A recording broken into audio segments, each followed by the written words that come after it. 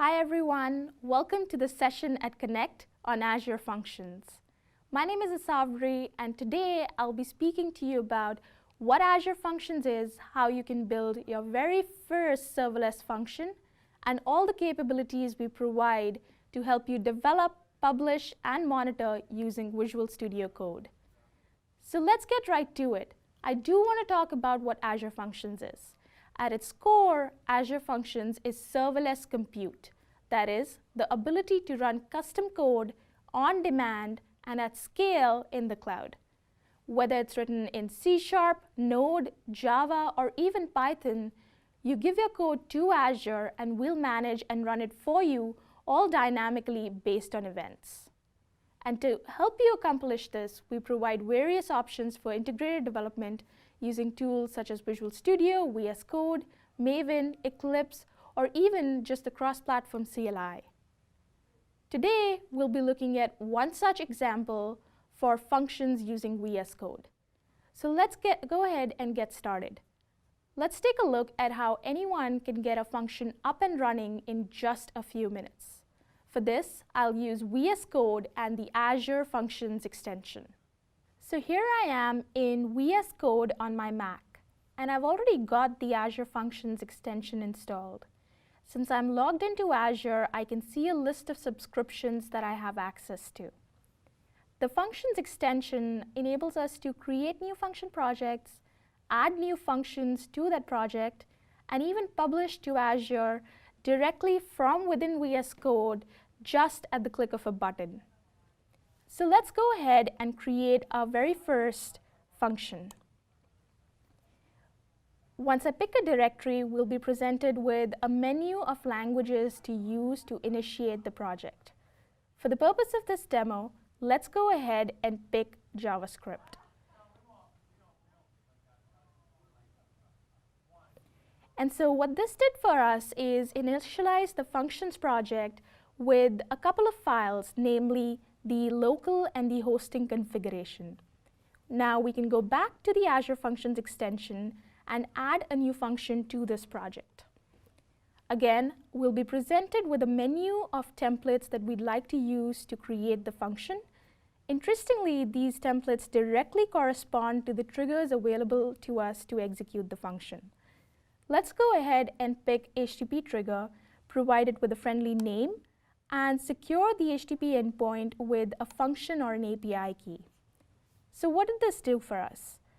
Going back to our directory, it created a new subdirectory with the name we gave for the function, with a Node script and a function JSON configuration file.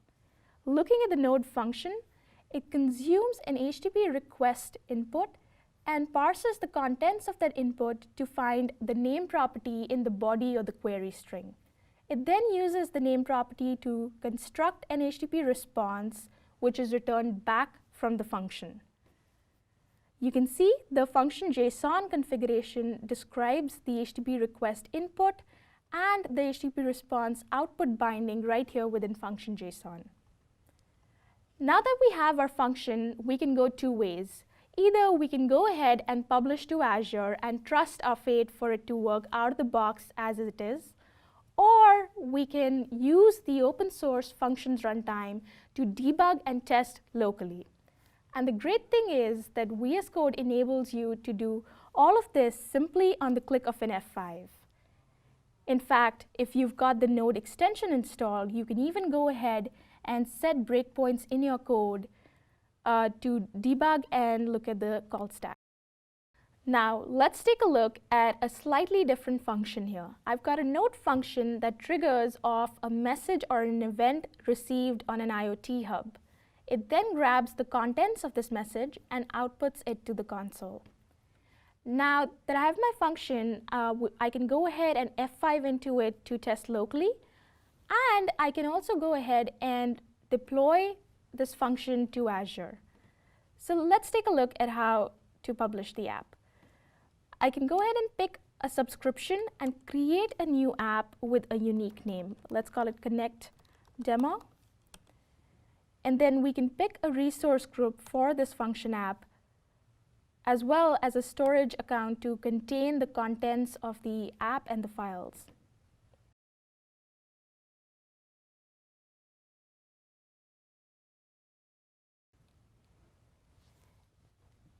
And now that we have our function app provisioned, we have one more step to configure any settings or secrets for the function app.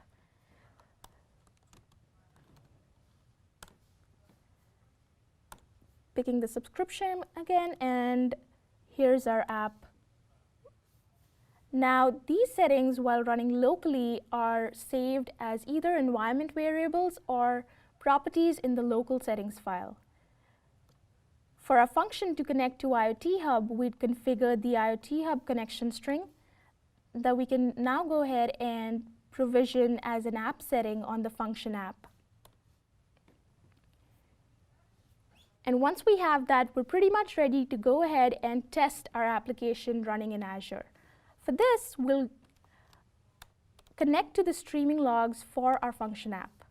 Again, picking the function app, and we can go ahead and start seeing the application insights logging. And to simulate these events on the IoT Hub, I've got an app that will register multiple devices and start sending notifications to the IoT Hub. And we should notice shortly that our function started to pick these up and output those events or messages back to the console. And that's it. We developed an end-to-end serverless application, tested it locally, published it to Azure, and even looked at the monitoring logs right here from within a local instance of VS Code. With Azure Functions, we strive to keep improving developer experiences and provide support for the languages and tools that you're most familiar with so you and your team can be more productive. To find more information and get started, please find the link on the screen. We look forward to helping you with your serverless mission. Thank you.